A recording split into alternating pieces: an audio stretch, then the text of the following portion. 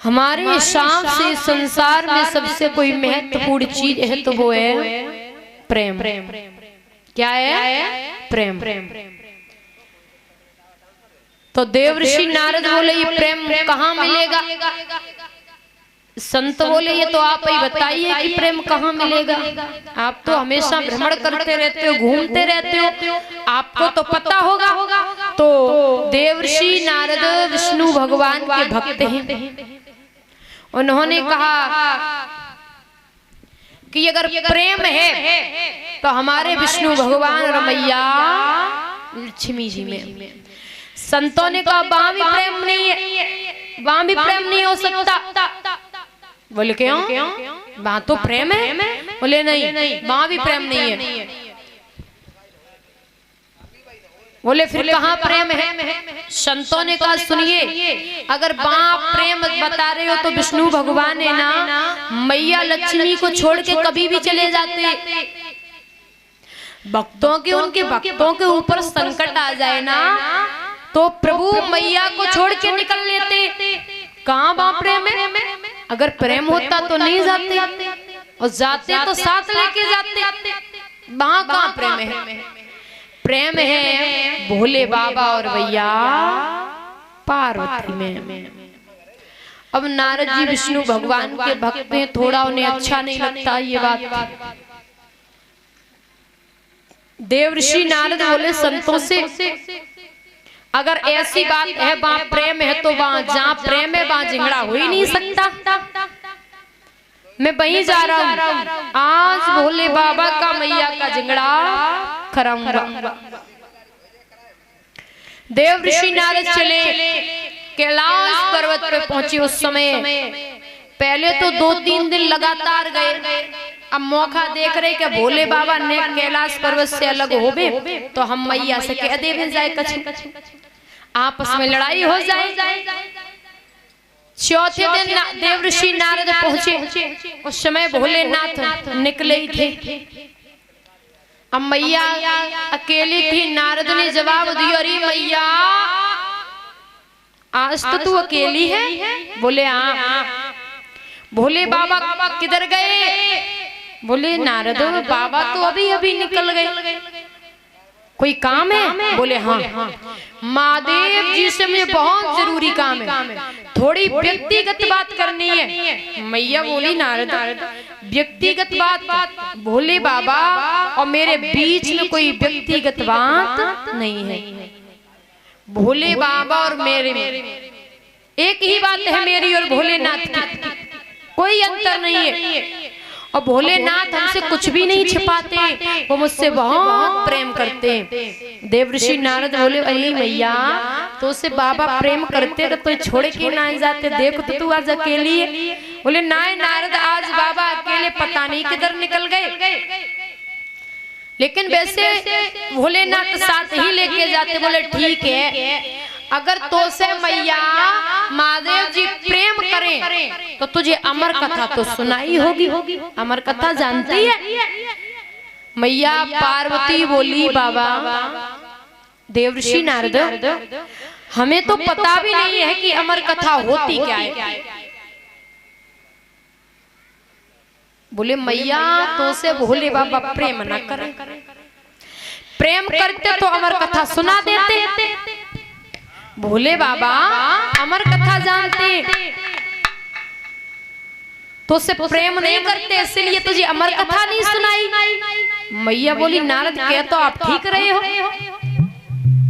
इसका मतलब महादेव जी मुझसे प्रेम नहीं करते। बोले हाँ।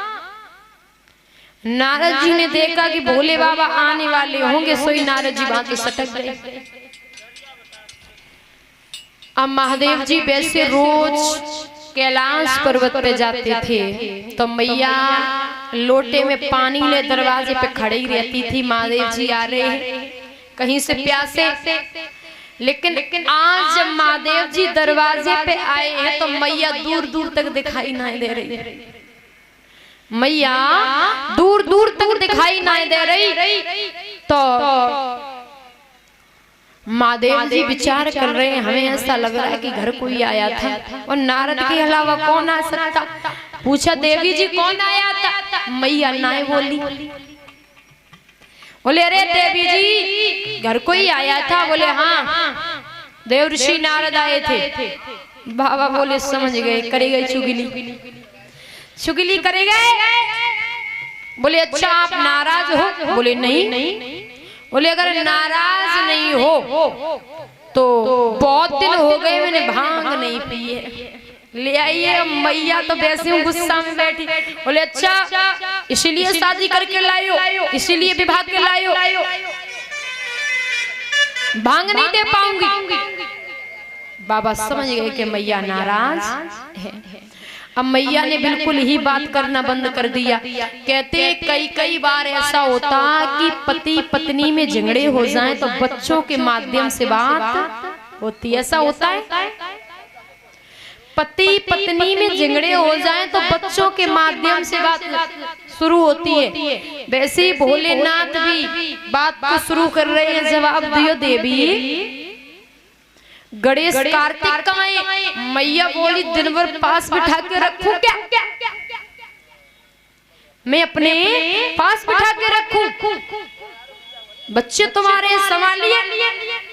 देव ऋषि नारद बोले चुगली करे गए बाबा, विचार कर रहे हैं अब क्या किया जाए। बोले देवी सच बताओ आप नाराज क्यों हो? बोले हाँ आप मुझसे प्रेम करते हो? महादेव जी बोले बहुत प्रेम करता। बोले आप मुझसे प्रेम नहीं करते। अगर आप हमसे प्रेम करते तो हमें अमर कथा जरूर सुनाते। आपने हमें कभी अमर कथा नहीं सुनाई। भोले बाबा बोले देवी कैसी बातें कर रही हो? अब सुना दूंगा। बोले सुना नहीं दोगे? अब तो सुनानी पड़ेगी, अब तो सुनानी पड़ेगी। अब तो मुझे पता ही चल गया। बोले देवी सुनिए ये अमर कथा है ना दादा, कोई अलग नहीं है। भागवत को ही अमर कथा कहते हैं मैया। भागवत को ही अमर कथा बोलती है, ये अमर कथा है। और अमर कथा का मतलब होता है कि सुनने वाला अमर, अमर कथा सुनने वाला अमर।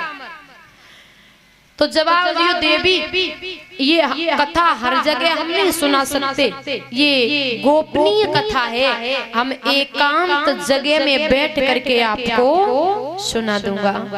अब कैलाश पर्वत पे भोले बाबा मैया को एकांत जगह पे भोलेनाथ ने पहली ताली बजाई। जैसे ही पहली ताली बजाई है तो जितने पक्षी थे मैया सब पक्षी उड़े गए। दूसरी ताली बजाई दादा, पूरा कैलाश पर्वत खाली हो गया। तीसरी ताली, एक भी जीव जंतु नहीं दिखा। अब महादेव जी स्वयं कहते हैं देवी जाकर के चारों तरफ देखिए कहीं कोई छिपा तो नहीं बैठा। मैया खुद ही परिक्रमा कर रही है कि कहीं कोई बैठा तो नहीं। आके जवाब दिया महादेव जी कोई कहीं दिखाई नहीं दे रहा, आप सुनाइए। महादेव जी अमर कथा सुनाने लगे।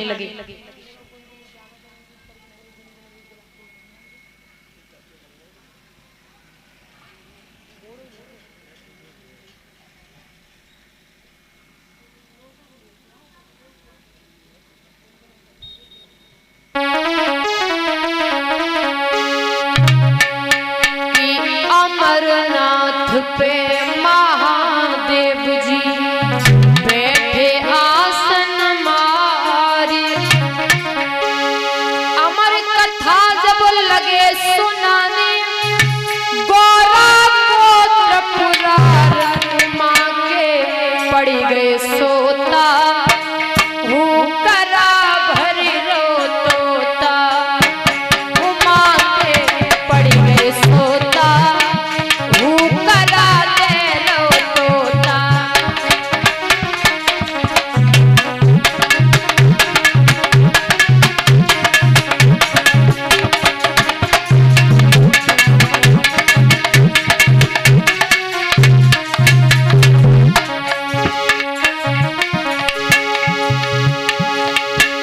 आज भोलेनाथ शंकर ने गौरा को कथा सुनाई।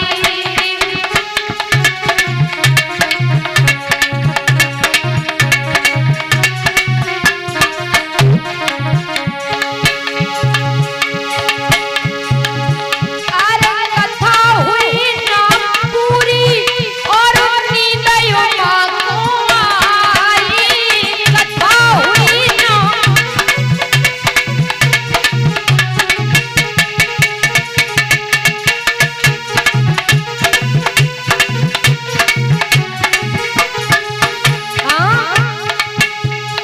भोलेनाथ जी समझ न पाए तोता की हुकार उमा के पड़िए सोता हुकरा दे तोता।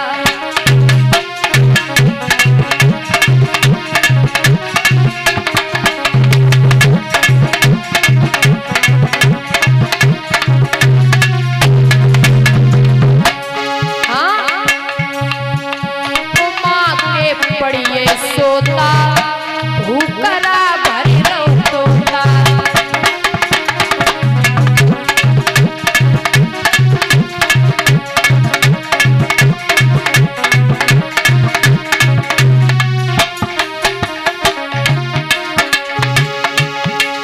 जब नींद सगोरा जागी अफसोस हुआ है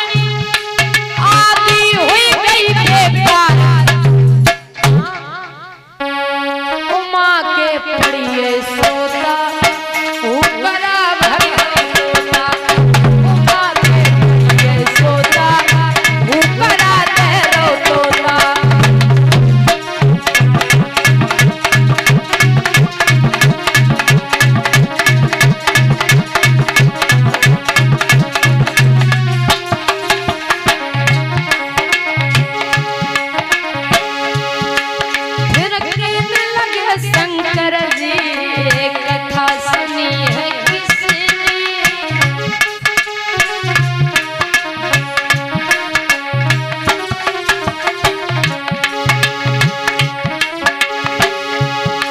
मैं जिंदा नहीं छोड़ूंगा ए भरा हुकरा किसने।